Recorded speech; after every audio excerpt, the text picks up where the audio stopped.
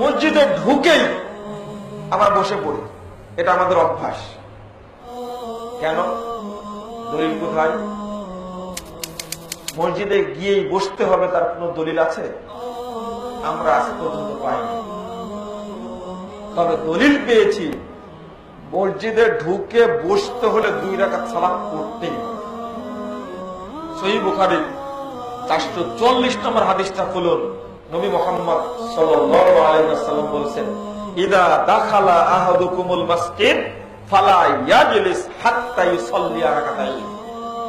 তোমাদের মধ্যে কেউ যখন মসজিদে প্রবেশ করবে সে যেন না বসে যতক্ষণ পর্যন্ত 2 রাকাত সালাত আদায় না করে।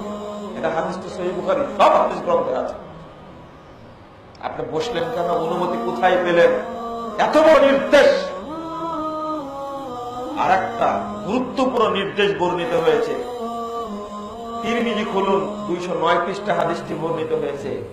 রাসূলুল্লাহ সাল্লাল্লাহু আলাইহি সাল্লাম একদিন বিলালকে বলছেন, বিলাল, মা দাখালতুল জান্নাতা কত্তু ইল্লা সামিতু খাশখাশাতা। বিলাল, ঘটনা কি?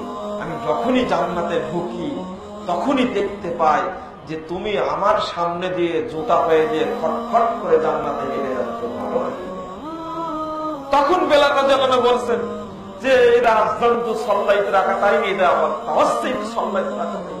আমি 2টা কাজ করি, হয় একটা না আরেকটা।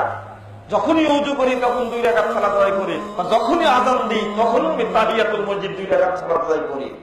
তখন বিলালকে বলছেন, বেহিমা বেলাল, আর বলতে হবে না, এই 2 রাকাত সালাতই তোমাকে আমার সামনে দিয়ে জান্নাতে হাঁটার সুযোগ করে দিয়েছে।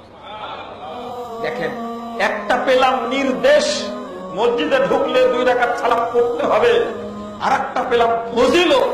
2টাকে কোনোটাকেই মূল্যায়ন করি না, মসজিদে ঢুকেই বসে যায়। দলিলবিহীন এই আমল চলবে না। এমনকি জুমা মসজিদে ইমাম খুতবা দিচ্ছেন, আপনি পরে গেছেন, খুতবা অবস্থায় মসজিদে প্রবেশ করছেন, এমন অবস্থায় করণীয় কি? ইমাম খুতবা দিচ্ছেন, এরপরেও আপনাকে 2 রাকাত সালাত আদায় করেই বসতে হবে। তাহলে এবার আপনি হিসাব করুন, এই মসজিদে ঢুকে 2 রাকাত সালাত আদায় করার দাম কত?